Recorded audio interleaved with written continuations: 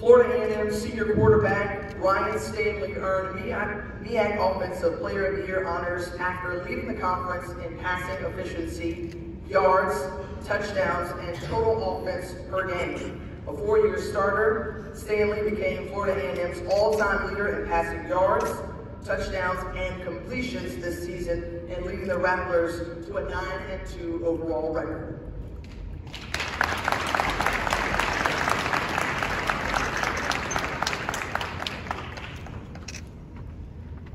Fellas, thanks so much for joining me up here, and I want to know, when you hear of your accolades, I know most of you all are modest individuals, and so it may not do much for you, but can you tell me the type of honor you feel to be one of the finalists for the Black College Football Hall of Fame Player of the Year Award?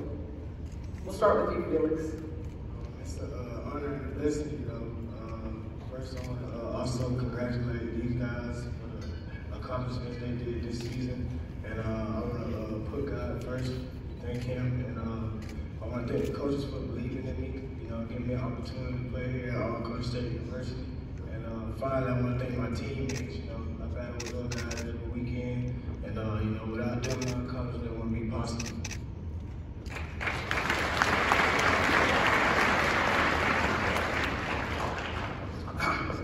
Well, first off, I want to thank God, you know, for even being able to sit in this room with all these wonderful faces, you know. And second off, I want to thank North Carolina A&T for giving me this second chance. You know, a lot of people don't get second chances, so I gotta take it pride. You know what I'm saying? And you know, it's just a blessing to be here. You know, never thought I'd be here, and with these guys, you know, they had great seasons, and you know, I want to thank everybody from A&T, you know, like, they all had a big play in this, and I'm forever grateful.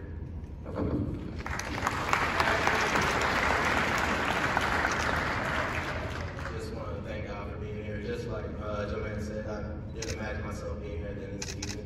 You know, the team's not here, I'm here by myself, but like I said, I'm glad to be here to see you guys play each other tomorrow, so it's a blessing.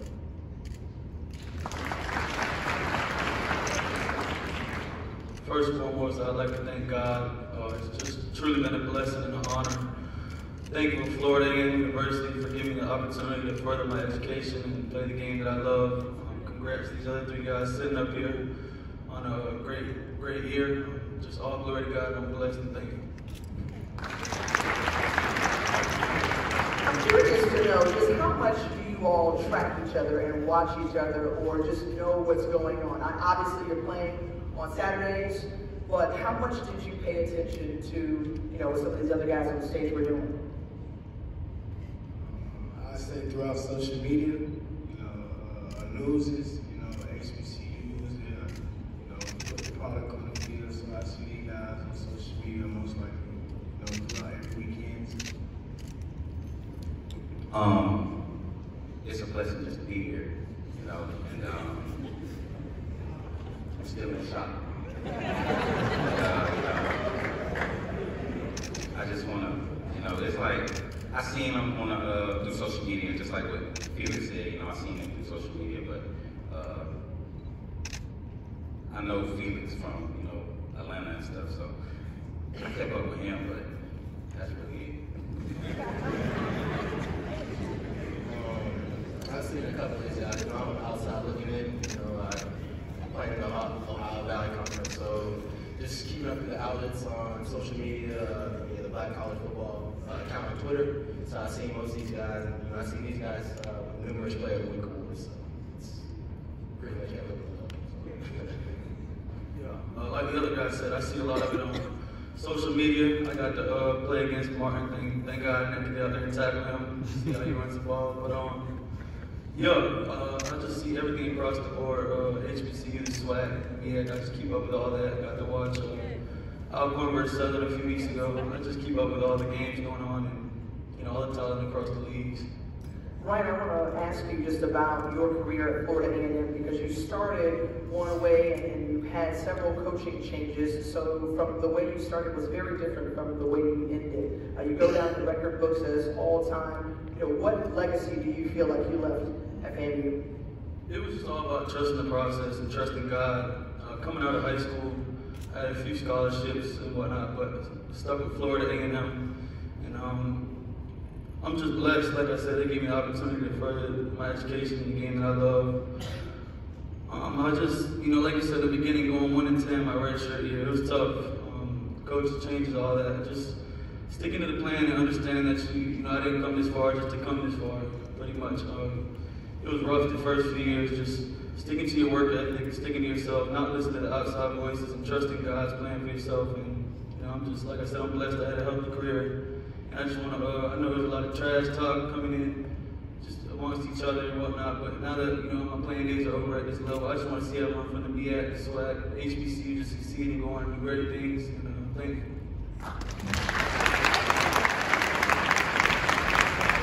Chris, I'm curious to know, because you're up here with a couple of quarterbacks and a running back, and you stand out as a wide receiver and a return specialist as well. Which one did you prefer the most? Which one did you enjoy? Kick return, punt return, wide receiver? I mean, you can line up anywhere.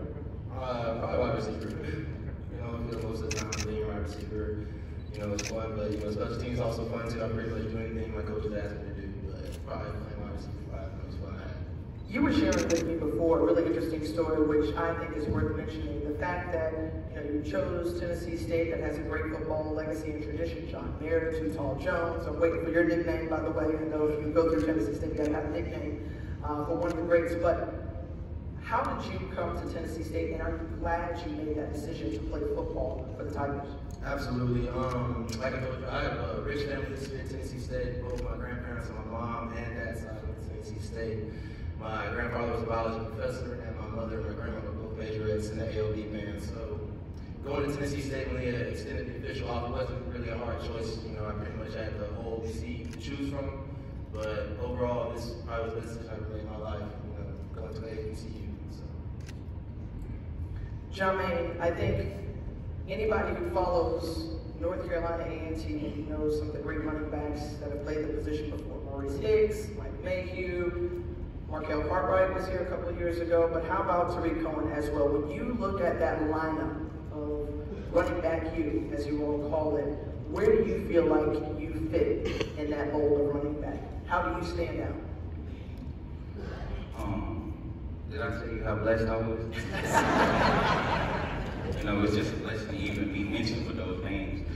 And I don't feel like I should be mentioned with them yet, so I just feel like, those are some great guys. They did great things for this university, went on to do great things with their lives. And, I just want to follow their footsteps and do what they did. Now, I noticed you flashing a little hardware there on about 4 fingers, trying to make a statement. Can you name each one of the rings for us, please? I really didn't even realize I had them on.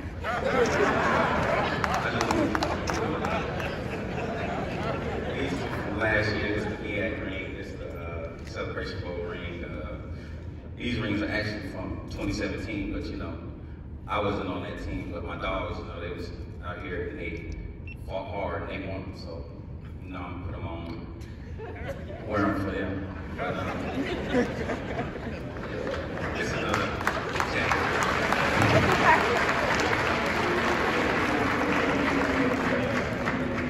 Felix, I gotta know, last year you were at the Celebration Bowl, but you were watching off on the sideline. Now you took over in just 9 games and took the SWAC of Black college football by storm. What did you learn from watching last year that's helped prepare you to take that starting role on Saturday? I learned a lot, just watching the game. It was with Coach White, it was a great experience. We get to meet tips and, just to, always stay prepared and be ready. You never know when your time will come. So that's what I always did. Like I said before, I want to thank my teammates. They always believed in me and I believed in them. So, that gave me more confidence in my game. And just I'm honored and blessed, to have the accolades that I received this year. But without those guys, none of that would have been accomplished. Lastly, your final thoughts, gentlemen, which always can be dangerous when you leave it kind of open-ended like this, but what you would like to say to the crowd, to the committee, looking back on the season that you've had, what it means to you. Your final thoughts. start how you like. You know what? We'll go here. We'll go right and we'll go down. All I can really say is God is good. I said it before, I had a long, healthy, blessed Now, wait a career. minute. You went to FAMU, right? Yeah. And when you're in the midst, when everybody say, you know, God is good, and there's usually a talk back there and all the time. Okay, I'm sorry. But yeah, I had a real long, healthy, blessed career, and coming to FAMU was one of the best decisions I ever made in my life. Lifetime experience. I met brothers, lifelong relationships. I'm just so grateful. I knew God had a plan. I stuck with it. You know, thank you.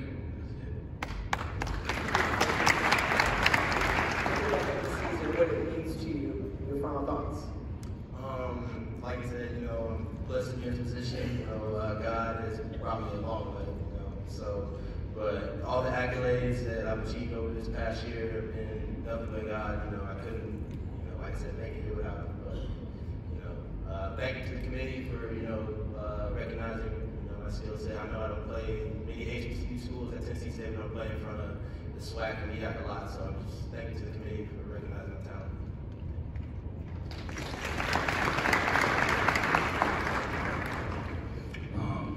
I just want to start by saying, thank God. You know, I feel like everything happened for a reason, and it happened. So I just want to thank God. You know, I want to thank Auntie. I want to thank Coach Barnett for hitting me up. I want to thank Coach Gibbs for pushing me every day, Coach Cord. You know, I want to thank everybody in this room, the trainers. I want to thank the staff. I want to thank the coaches who blocked side, the whole line. I want to thank the receivers for blocking down the field. Got to shout out the ground troops. And, you know, it's just a blessing just to be here. I want to thank the committee for even bringing my name, mentioning my name in this finalist situation, you know, and I just you know, I'm still kind of starstruck looking at in the crowd and whatnot, but, you know, I'm just forever grateful.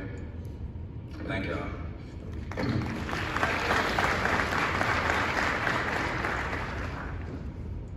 I want to thank the committee for you know, choosing me to be a finalist. You know, also again, I want to congratulate these other guys that had an outstanding season this year, and I want to thank Coach Mack again, you know, for giving me the keys to this program to you know, support you know, just to put on for this program. And again, you know, I want to thank the coaches for, you know, allowing me to play here at this university. You know, it's big. And I also want to thank my teammates again. You know, everything I've accomplished would have been done without those guys. So, you know, I love those guys. I go to work with them every Saturday. Thank you, gentlemen. Give them a round of applause.